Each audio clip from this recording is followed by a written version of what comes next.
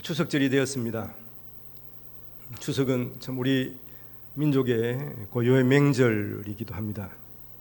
그래서 많은 친지들, 많은 가족들이 고향을 찾아서 또 반가운 얼굴들을 만나는 이러한 시간을 가지기도 합니다.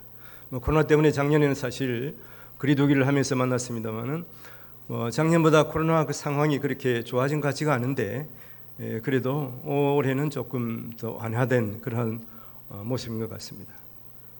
반가운 사람을 만나면 정말 반갑죠. 근데 우리에게는 사실은 가장 고맙고 반가우신 분이 하나님이시죠. 그래서 하나님 앞에 더욱더 감사하며 영광을 돌리는, 복음을 전하는 이러한 추석절이 되기를 바랍니다. 추석은 풍성한 계절이기도 합니다. 더도 말고 덜도 말고 늘 이 추석절만큼만 같아라, 이런 속담이 있지 않습니까? 그만큼 추석은 우리에게 또 풍요를 가져다 주는 또 이러한 계절이기도 한 것입니다. 추석은 애초에는 농공감사일로서 이날 명절식으로 이제 송편을 우리가 빚기도 하고, 또 이방 예수님을 믿지 않는 사람들은 또 성묘를 가기도 하고 아침에 차례를 지내기도 합니다. 이방 사람들이 이렇게 하는 것은 물론 습관, 간섭처럼 되었습니다만은 사실은 이것은 미신적인 행위이기도 하고, 또 한편으로 너무나 행식적이죠.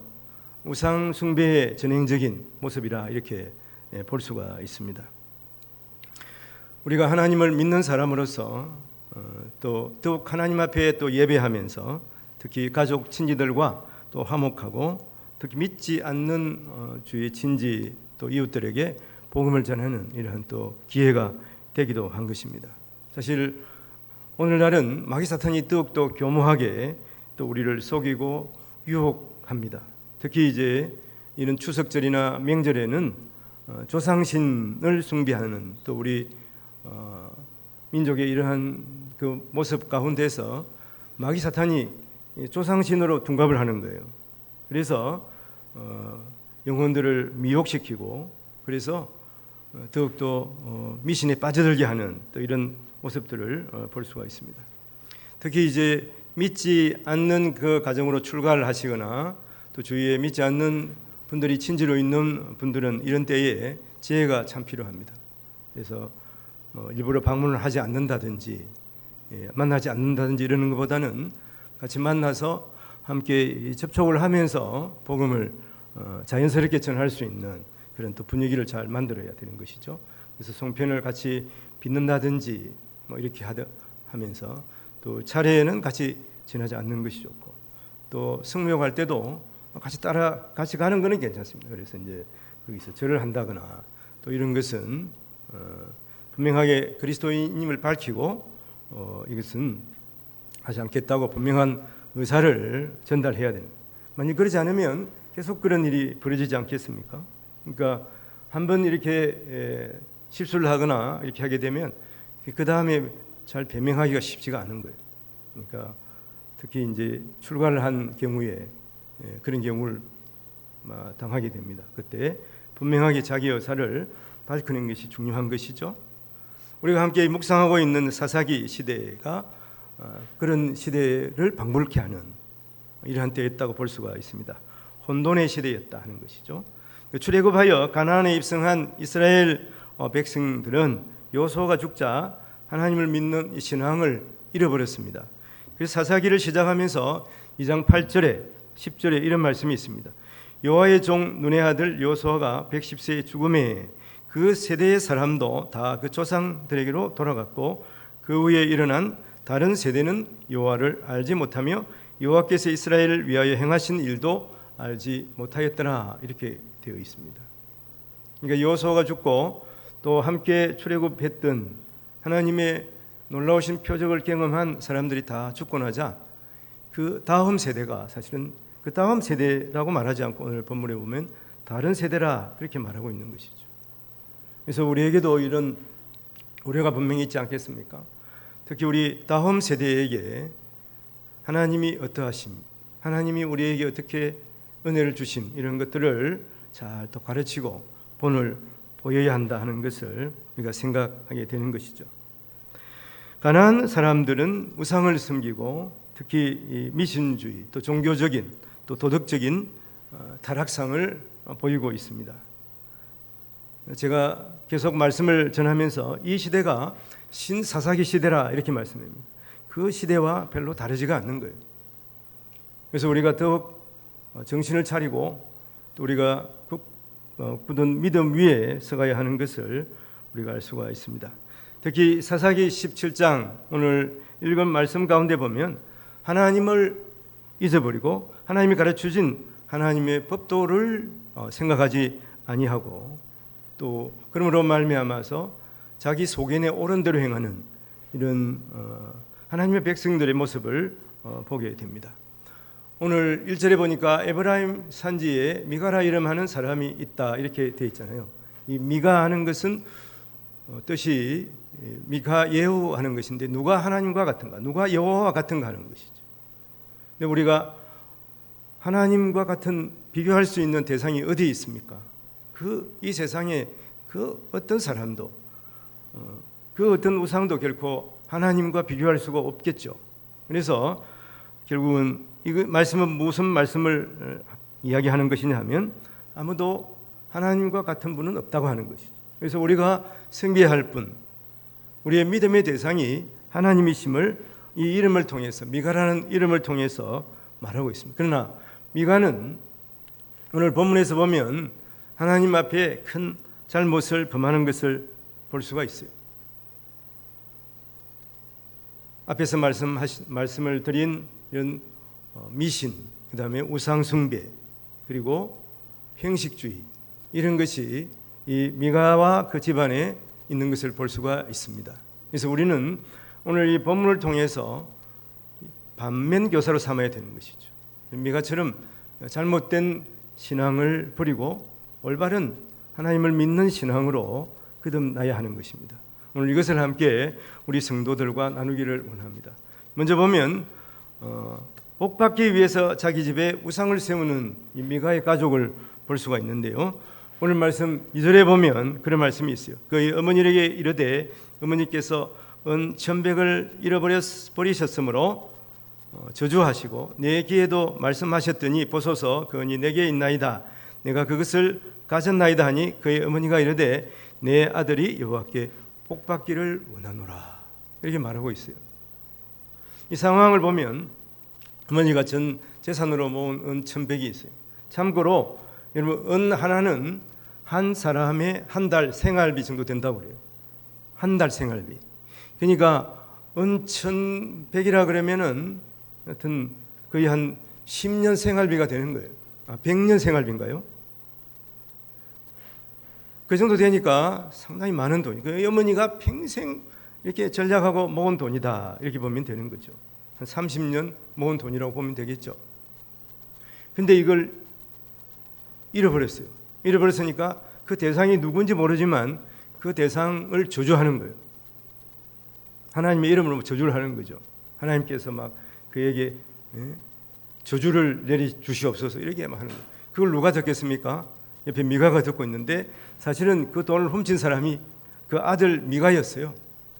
그 미가도 자꾸 하나님의 이름으로 자기 어머니가 저주를 하니까 두려운 거예요.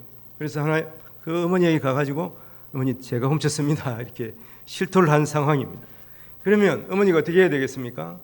어머니가 왜 그 돈을 훔쳤는지, 그것이 어떻게 잘못되었는지 이것을 그 아들에게 이야기를 해줘야 되고 그 아들을 바르게 이끌어야 되는데 어머니가 뭐라고 말합니까? 그의 어머니가 이르되 내 아들이 여호와께 복받기를 원하노라 이렇게 말하고 있는 거예요. 그러니까 자기 아들을 결국은 저주를 한 상황이 되니까 내 아들이 이 저주에서 벗어나서 여호와께 복을 받기를 원한다 이렇게 지금 말을 하고 있는 거죠. 이런 상황에서 이가 이제 그 이후에 하나님께 복받기 원하면서 이제 신상을 만들게 되는 이런 상황이 벌어집니다. 우리가 살아가면서 보면 이렇게 우리가 하나님 앞에 또 실수하고 잘못한 것이 있으면, 또 우리 자녀들이 잘못되었으면 그것을 바르게 이끌어야 할 책임이 부모에게 있죠. 미가의 어머니 당연히 그 아들 미가를 사랑했을 거예요. 그러나 그 잘못을 뉘우칠 수 있도록 또 바르게 선도할 책임이 있다고 하는 것을 우리가 분명히 또 이 본문을 통해서 알 수가 있습니다. 병원에 입원한 집사님이 이런 얘기를 합니다.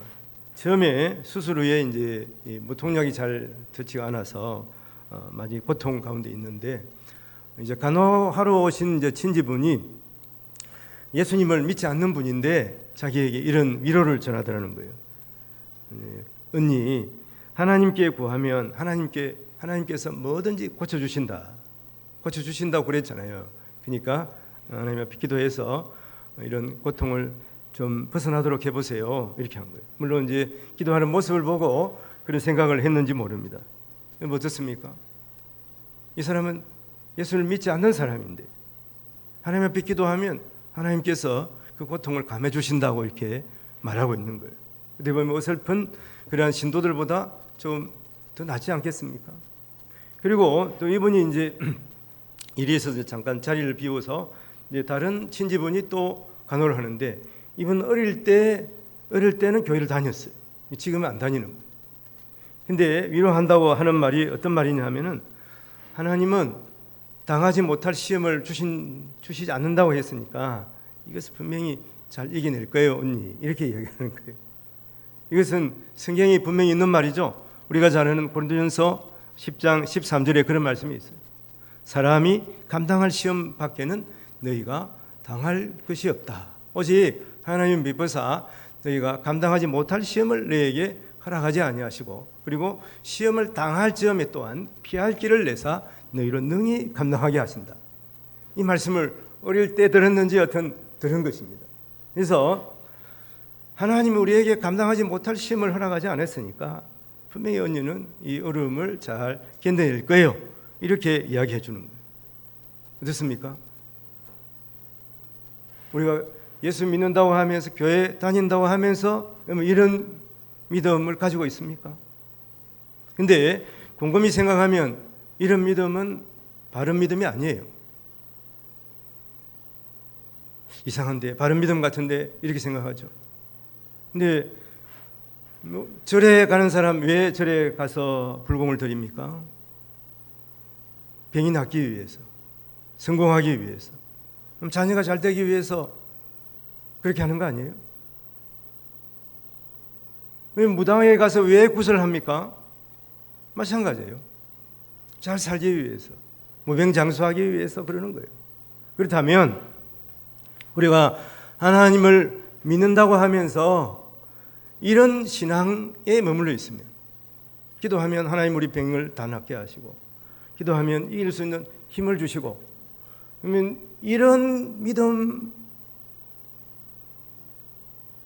머물고 있다면 우리가 바른 믿음이 아니라고 하는 것입니다.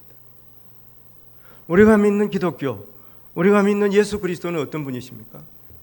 하나님 우리를 사랑하셔서 그 아들 예수 그리스도를 이 땅에 보내시고 우리의 죄를 위해서 십자가에 달려 돌아가시고, 그래서 우리가 예수 그리스도를 믿을 때 우리가 지은 모든 죄가 죄사함 받고 씻김을 받고, 그래서 우리가 하나님의 자녀 되어서 구원 얻는 그러한 하나님의 백성으로 살아가는 것이 아닙니까? 이것을 믿는 것이 바른 믿음이라고 하는 것이. 그리고 이것이 내 머리에서만 머물러 있으면 안 돼요. 그것을 아는 데서 머무르는 것이 아니고 우리의 가슴으로 내려와야 돼요. 그것이 내가 체험이 되고 그것이 믿어지고, 그래서 예수 그리스도의 십자가를 바라보면 오직 하나님 앞에 영광을 돌리고 하나님 앞에 그 은혜를 감사하는 이 믿음까지 가야지 우리가 바른 믿음이라고 하는 것입니다. 이런 하나님의 사랑과 예수 그리스도의 은혜가 우리의 가슴 팍에 와서 머물러 있어야 됩니다. 사실 또 이것은 우리가 우리의 어떤 지식으로나 우리의 능력으로서 아는 것이 아니에요. 성령 하나님께서 우리에게 알게 하시고 또 우리에게 믿게 하시는 거예요. 그래서 우리가 성령 하나님을 더욱 사모하며 하나님 앞에 찬양하게 되는 것입니다.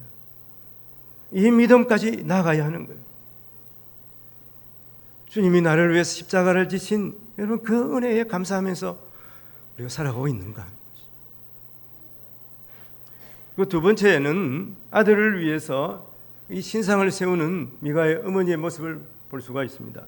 오늘 3절 말씀에 보면 미가가 은 1,100을 그의 어머니에게 돌어주매 그의 어머니가 이르되 내가 내 아들을 위하여, 누구를 위하여? 내 아들을 위하여 신상을 새기며 신상을 부어 만들기 위해 내 손에서 이 은을 여호와께 거룩히 드리노라. 그러므로 내가 이제 이 은을 내게 주겠다. 내 아들을 위하여 신상을 세우는 일에 하나님 앞에 거룩하게 드리겠다는 거예요. 뭐가 잘못되었습니까? 1차적으로 보면 하나님의 율법에 저촉되는 거죠. 제2계명 출애굽기 20장 4절 말씀에 보면 너를 위하여 새긴 우상을 만들지 말고 하늘에 있는 것이나 아래로 땅에 있는 것이나 땅 아래 물속에 있는 모든 것의 어떤 행상도 만들지 말라. 이게 10계명 두 번째 계명이에요. 이 계명을 어기고 있으면서 뭐라고 말합니까? 하나님 앞에 거룩히 드리노라. 그리고 중요한 것은 내 아들을 위하여 이렇게 말하고 있습니다. 하나님의 백성은 먼저 하나님이 누구신지 알고 또 살아계신 하나님이 우리를 얼마나 사랑하시는지 알고 우리는 지금 하나님 앞에 나와서 예배하고 찬양하고 기도하고 또 하나님 앞에 영광을 돌리는 존재입니다. 이런 맥락에서 보면 미가의 어머니의 잘못은 무엇입니까? 신상을 만드는 것도 이게 분명히 엄청난 이러한 잘못임과 더불어서 이 신상을 자기 아들을 위해서 만들고 있는 것이죠. 우리가 어떻게 보면 가장 범하기 쉬운 잘못들입니다. 하나님 앞에 예배할 때 또 앞에서도 말씀을 드렸습니다마는 왜 하나님 앞에 예배하고 있습니까? 우리가 복받기 위해서 우리가 잘 되기 위해서 하나님 앞에 예배 드린다, 기도한다 이렇게 생각하기가 쉽지 않습니까? 실제로 우리가 기도할 때 우리의 기도를 생각해 보십시오. 하나님 저에게 복을 주십시오. 내 건강을 위해서, 우리 자녀를 위해서 이런 기도 드리지 않습니까? 물론 그 기도가 잘못된 기도는 아니에요. 그렇지만 우선순위에서 잘못되었습니다. 그래서 예수님께서 주기도문으로 우리에게 분명히 말씀하고 계시잖아요. 하늘에 계신 우리 아버지여 먼저 이름이 거룩히 여김을 받으시오며 하나님 나라가 임하시오며 뜻이 하늘에서 이루어진 것처럼 땅에서 이루어지게 하고 그 다음 말씀에 일용할 양식을 주시옵고 용서한 우리가 용서하게 하여 주시옵 이렇게 기도하잖아요. 먼저 하나님의 이름을 높이는 기도, 하나님께 감사하는 기도, 이것이 기도의 사실은 가장 중요한 목적이에요. 그런데 우리가 이 목적은 상실하고 우리의 필요에 따라서 기도하는 경향이 많다는 것입니다. 그래서 고린도전서 10장 31절에 보면 그런즉 너희가 먹든지 마시든지 무엇을 하든지 하나님의 영광을 위하여 하라 이렇게 말씀합니다. 먼저 우리가 죄인임을 알고 하나님 앞에서 우리의 죄를 고백하고 우리의 죄를 온전히 사하신 은혜에 찬양하며 하나님 앞에 영광 돌리며 예배하는 것이 가장 예배의 중요한 목적입니다.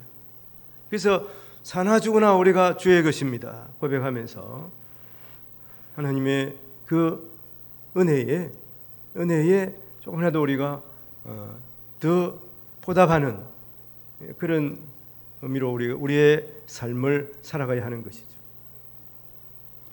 세 번째는 오늘 삭삭을 받고 미가의 개인 제사장이 된 레위인의 모습을 볼 수가 있습니다. 사사기 17장 7절 8절 말씀에 보면 유다 가족에 속한 유다 베들레헴에 한 청년이 있었으니 그는 레위인으로서 거기서 거주하였더라. 그 사람이 거주할 곳을 찾고자 하여 그 성읍 유다 베들레헴을 떠나가다가 에브라임 산지로 가서 미가의 집에 이름에 이렇게 되어 있습니다. 오늘 말씀에 보면 유다 베들레헴에 레위인 청년이 거주하고 있었는데 이 사람이 자기 살 길을 찾아서 지금 북쪽으로 올라가고 있는 거예요. 사실 유다 베들레헴은 그렇게 살기 좋은 곳이 아니거든요. 그래서 북쪽으로 올라가다가 드디어 이제 미가의 집에 왔습니다. 미가가 에브라임 사람이거든요. 이스라엘은 북쪽으로 올라가면 올라갈수록 살기가 더 좋아요. 남쪽은 계속 사막이에요.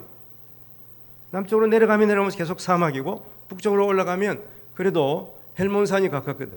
그리고 그 갈릴리 바다도 있고 그렇잖아요. 물이 많은 거예요. 물이 많으니까 목축업도 잘 되고 아무래도 농사도 잘 되겠죠. 그래서 북쪽에 이스라엘 평야들이 많은 거예요. 그리고 이스라엘 평야가 북쪽 에브라임 산지에 있거든. 그래서 먹고 살 곳을 찾아서 이렇게 레위 청년이 떠났습니다. 우리가 잘 살기 위해서 그 좋은 곳을 찾아가는 것은 이것은 분명히 잘못된 것이 아니죠. 그렇지만 오늘 보면 레위 청년이라 그랬어요. 레위인. 레위인에게는 어떤 책임이 있습니까? 오늘 이 말씀에서 이 레위 청년, 이 레위인들은 하나님께서 거룩하게 구별해서 특히 그 이스라엘 백성들, 나머지 그 지파들을 잘 가르치고 그리고 또 성전 봉사일을 하게끔 돼 있었어요. 근데 이 레위 청년은 그 땅을 분배해서 자기가 가르쳐야 할 그 사람들 곁을 떠난 것입니다. 자기가 살기 위해서 떠난 것이죠. 신명기 18장 1절 2절에 보면 이런 말씀이 있어요. 레위 사람 제사장과 레위 온 지파는 이스라엘 중에 분깃도 없고 기업도 없을지니 그들은 여호와의 화제물과 그 기업을 먹을 것이라. 그들이 그들의 형제 중에서 기업을 가지지 않을 것을 여호와께서 그들의 기업이 되심이니 그들에게 말씀하심 같으니라. 이 레위인의 직분, 레위인의 책임은 무엇이겠습니까? 이렇게 백성들을 잘 가르치고 성전 봉사일을 하면서 자기의 그 땅 지분이 없는 거예요. 그러면 나머지 12지파가 어떻게 되는 거예요? 이 레위인들을 공개해야 되는 거예요. 레위인들을 위해서 하나님 앞에 11조를 바치고, 그래서 레위인들이 이런 나머지 12지파를 통해서 이제 먹을 것을 받게 되는 것이죠. 근데 1차적으로 보면 이 레위인이 자기가 맡은 이 유다 베들레헴을 떠난 것은 유다 베들레헴에 있는 그 지파 사람들이 이 레위인을 걱정 없이 먹고 살 수 있도록 하지 않은 이러한 잘못이 먼저 있는 것이죠. 오늘날 보면 이제 목회자들이 교회 사역을 잘 할 수 있도록 또 교회에서 이렇게 사례비를 주고 하는 것 같은 거예요. 그러니까 사례비를 정상적으로 주지 않은 상황이라 보면 되겠습니다. 근데 이 또 레위인은 무엇입니까? 설령 자기가 힘들고 어렵더라도 자기가 맡은 사명이 있잖아요. 그 지역의 하나님의 백성들을 가르치고 또 성전 봉사일을 해야 하는 이 일을 자기가 그냥 소홀히 한 것입니다. 먹기 힘들다 그래가지고 자기의 사명을 그냥 저버린 것이죠. 이것이 레위인 청년의 또 잘못이기도 한 것을 볼 수도 있는 것이 보게 되는 것입니다. 이런 상황을 오늘날 우리가 견주어보면 어떻습니까? 목회자들이 좁은 임지를 찾아서 섬기고 있던 교회를 떠나는 경우를 우리가 간혹 보게 됩니다. 물론 성도님들은 안 그럴 수도 있겠습니다만은 목회자 입장에서 보면 그런 경우를 보여요. 안타까운 상황이 있습니다. 그러면 힘들고 너무 어렵면 아니면 좋은 임재가 나면 당회와 성도들하고 상의를 먼저 해야죠. 그래서 이들의 양해를 얻고 이렇게 해서 옮기게 되면 그래도 문제가 없어요. 근데 도둑처럼 그냥 불쑥 이렇게 떠나버리는 이런 경우도 분명히 보게 되는 거예요. 그냥 통범하고 떠나는 거예요. 이것이 얼마나 그러면 남은 성도들은 어떻게 했어요? 저는 그런 경우를 대행교회도 봐요. 미국에서 목회 잘 하시는 목사님이 한국에 대행교회에서 소빙한다 그래가지고 그냥 거의 이야기도 하지 않고 그냥 와버리는 이러한 경우도 봤습니다. 이러면 안 되겠죠. 저도 그러면 성도 여러분 좋아하시겠습니까? 한편 또 성도들에게도 이러한 것을 적용해 볼 수가 있습니다. 자기가 편리한 대로 교회를 옮기는 경우를 보게 되는 거예요. 사실은 큰 교회, 이런 교회 가보면 하여튼 조명이 하여튼 잘 돼 있어요. 희양찬란해 보이는 것이죠. 그리고 찬양대에도 너무 은혜롭게 찬양을 하는 거예요. 아멘 소리가 저절로 나오는 거예요.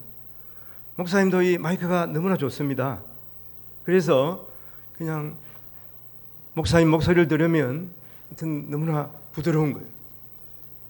그냥 귀에 쏙쏙 들어오는 것처럼 들리는 거예요. 그리고 큰 교회 목사님들은 또 잘생기셨어요. 말씀도 아주 잘하시는 것 같아요. 그래서 자기가 있던 교회, 자기가 섬기는 교회를 버리고 떠나는 경우를 보게 되는 거예요. 어떤 경우에는 또 큰 교회 가면 부담이 없거든. 작은 교회는 뭐 성도들이 다 보고 목회자도 다 지켜보고 있잖아요. 내가 지금 주일날 어떤 표정으로 하나님 앞에 예배를 드리는까지 여기 앞에 서면 다 보여요. 여러분들 좀 고개 숙이고 지금 말씀을 듣는지 안 듣는지조차도 제가 다 보이는 거예요. 이런 부담이 큰 교회 가면 없거든. 그리고 뭐 11조를 해도 안 해도 누가 별로 타치 안 하는 것 같아요. 주일날 예배 드리라 가지 않아도 누가 별로 간섭하는 것 같지가 않아요. 그래서 그냥 큰 교회로 가시는 분도 있더라고요. 이러면 올바른 신앙인이라고 보기가 어렵습니다. 사세기 오늘 읽은 말씀 중에 17장 6절에 이런 말씀이 있습니다. 그때에는 이스라엘의 왕이 없었으므로 사람마다 자기 소견에 옳은 대로 행하였더라. 이게 옳은 대로 하는 히브리어 야샤르 하는 말, 우리가 생명삼 교재에 거기 나와 있습니다. 이 눈에 좋게 보이는 대로예요. 옳은 대로가 눈에 좋게 보이는 대로. 이 말씀이 어디에 사용되냐 하면은 사사기 14장 7절에 사용이 됐습니다. 거기 보면 그가 내려가서 그 여자와 말하니 그 여자가 삼손의 눈에 들었더라. 삼손이 자기 눈에 좋아 보이는 대로, 이뻐 보이는 대로 이방 여자를 본 거예요. 그래서 그 여자와 결혼하려 갈 때 이게 이제 삼손의 눈에 들었더라 하는 거예요. 교회에서 필요로 하고 하나님 기뻐하는 곳이 어딘지 이것을 우리가 관심을 가지고 하나님 기뻐하시는 일에 우리가 더 그 일을 해야 되는데도 불구하고 자기 눈에 좋은 대로, 자기가 편리한 대로 택해가는 이러한 모습이 오늘날 교회 가운데도 분명히 있다는 것이죠. 목회자 가운데도 성도들 가운데도 있는 모습을 우리가 대면하게 되는 것입니다.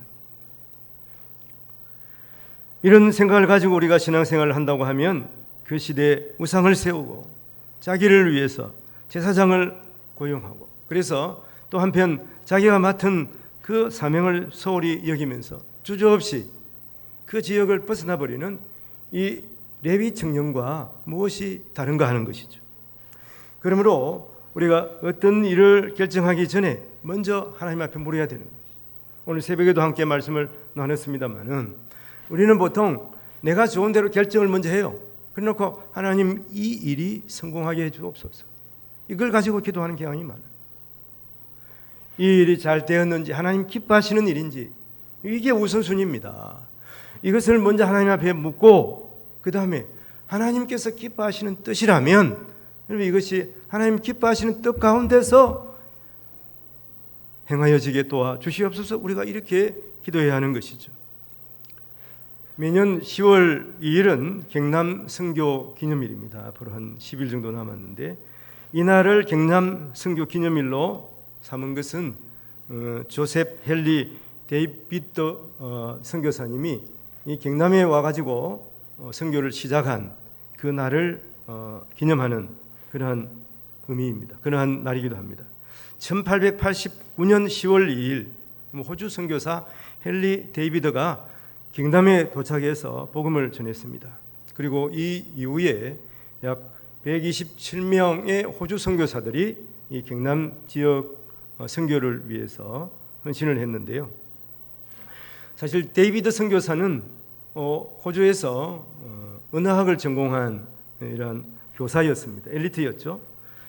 물론 지금 교사도 엘리트이긴 합니다만은 여러분 100년 전에 교사다 하면 대단한 엘리트인 것입니다. 그는 하나님의 부름을 받고 조선에 도착해서 다른 보통 선교사들은 이제 서울을 기점으로 해서 아무래도 서울이 환경도 좋고 많은 선교사들이 있었죠. 사역을 했습니다. 근데 데이비드는 이 경남 선교의 부름을 받았다고 확신을 하게 되었어요. 그래서 일단은 이 서울로 이제 언어 공부를 하기 위해서 한글 공부를 하기 위해서 갔습니다. 한글 공부를 하기 위해서 가가지고 우리가 잘 아는 이제 언더우드 선교사를 만났죠. 만나서 언더우드 선교사도 대단한 그 언어학자거든요. 언어에 대한 아주 은사가 대단하신 분이에요.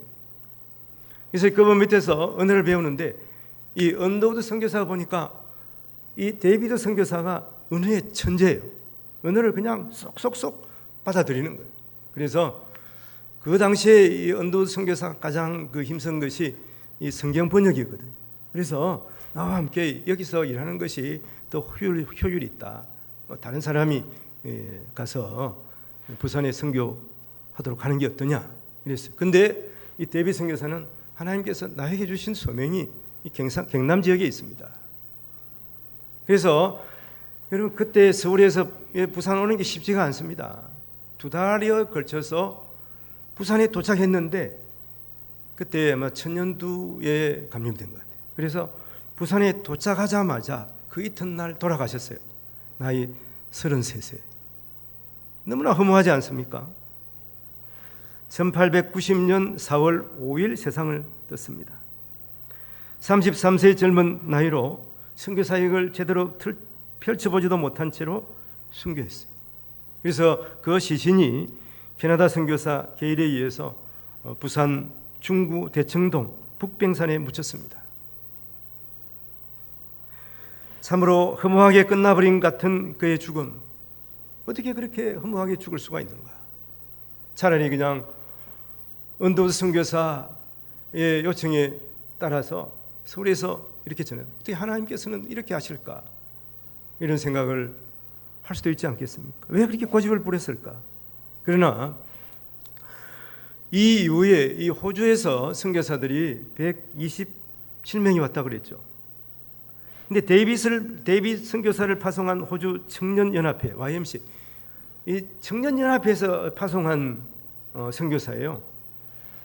기도회를 열고 그 이후에 메카이 선교사 부부를 후임 선교사로 파송했습니다. 그리고 이제 이 일로 말미암아서 여전도회 연합회가 그 교회에서 창립이 되면서 맨지스, 페리, 퍼셋 등 이런 3명의 미혼 여성 선교사가 한국에 왔습니다. 이 이후에 수많은 선교사들이 한국에 와가지고 특히 경남 선교, 호주는 이 경남 선교에 아주 중요한 일을 맡은 것이죠.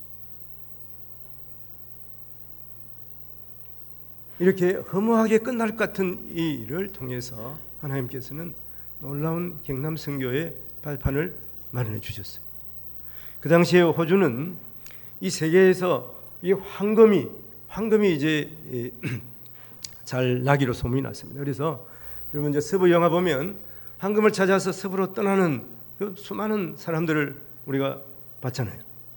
이제 세계에서 수많은 사람들이 호주로 금을 캐기 위해서 몰려가고 있었어요. 근데 이 호주에서 하나님을 믿고 또 예수 그리스도를 주로 섬기는 그 사람들은 동토의 땅 가면 언제 죽을지도 모르는데 특히 풍토병으로 말미암아 오자마자 죽은 사람이 7명이나 됐어요. 선교사들이.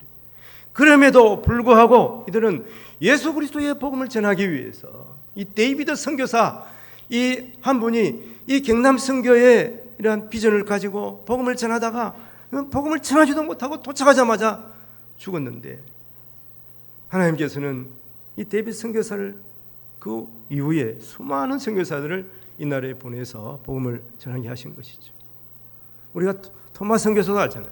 토마스 선교사 평양 그 대동강 강변에 모래에 발을 닿는 그 순간에 목이 떨어졌어요. 그러나 그가 전해준 그 성경책과 그리고 그가 전해준 이 복음으로 말미암아서 평양은 그러면 그 이후에 아시아의 예루살렘이 되지 않았습니까? 하나님의 역사는 이렇게 우리가 전혀 알 수 없는 방향으로 흘러가고 있는 것입니다. 순전한 기독교를 저술한 C.S. 루이스는 세계를 바꾸는 위대한 사람들은 천국을 향하여 나아가는 사람들이다, 이렇게 말했습니다. 이 말은 사실입니다. 하나님이 맡겨주신 사역을 감당하기 위해서 생명을 걸고 목숨을 두렵지 않게 생각하면서 사역하는 이 사람들이 세상의 역사를 바꿔놓는 것입니다. 초대교회에 예수 십자가 복음을 들고 세계를 누빈 사람들이 로마를 기독교 국가로 변모시켰습니다. 중세의 암흑천지 하나님 말씀이 힘해질 때 오직 복음으로, 오직 하나님께 영광, 생명을 버리면서까지 헌신한 종교 개혁자들이 세상을 새롭게 한 것입니다. 아무런 희망이 없는 일제 강점기에 이 조선, 소망의 횃불을 들고 복음을 전하며 교회를 세우고 또 병원을 짓고 학교를 세워서 가르친 선교사들로 말미암아, 그리고 그들과 함께 동참했던 이 믿음의 선배들이 오늘날 이 나라의 기틀을 만들고 이제 우리나라가 세계를 향해서 선교하는 나라가 되게 한 것입니다. 오늘 말씀을 정리하겠습니다. 이제 그런 믿음의 선각자들의 뒤를 이어서 하나님은 우리를 세워주신 것입니다. 오국 백가가 익어가는 이 풍성한 추석절에 가정에서, 교회에서, 그리고 이 사회에서, 직장에서 또 이 민족을 향한 우리의 사명이 분명히 있습니다. 예수 그리스도의 피 묻은 십자가 복음을 들고 오직 하나님의 영광을 위해서 하나님께서 우리에게 맡겨주신 복음을 전하는 귀한 사명을 감당하시는 우리 모든 성도들이 되시기를 주님의 이름으로 축원을 드립니다. 기도하겠습니다. 하나님 아버지, 풍성한 추석절을 맞게 하심을 감사합니다. 여러 어려움이 있었겠지만 하나님께서 도와주신 줄로 믿습니다. 주께서 세우신 가정마다 하나님이 주시는 복이 넘치게 하여 주시옵소서. 우리를 사랑하시되 그 아들을 주시기까지 사랑하시는 풍성한 하나님의 사랑을 알게 하시고 우리를 위해서 친히 십자가를 지신 예수 그리스도의 은혜를 우리가 알고 믿고 감사하며 성령을 통하여 믿음의 길을 가게 하심을 하나님 앞에 더욱 감사하면서 오직 우리의 각자의 위치에서 하나님 앞에 영광을 돌리고 사명을 감당하는 우리 모든 성도들 되게 하여 주옵소서. 감사하고 우리를 죄에서 구원하신 예수님 이름으로 기도하옵나이다. 아멘. 우리 함께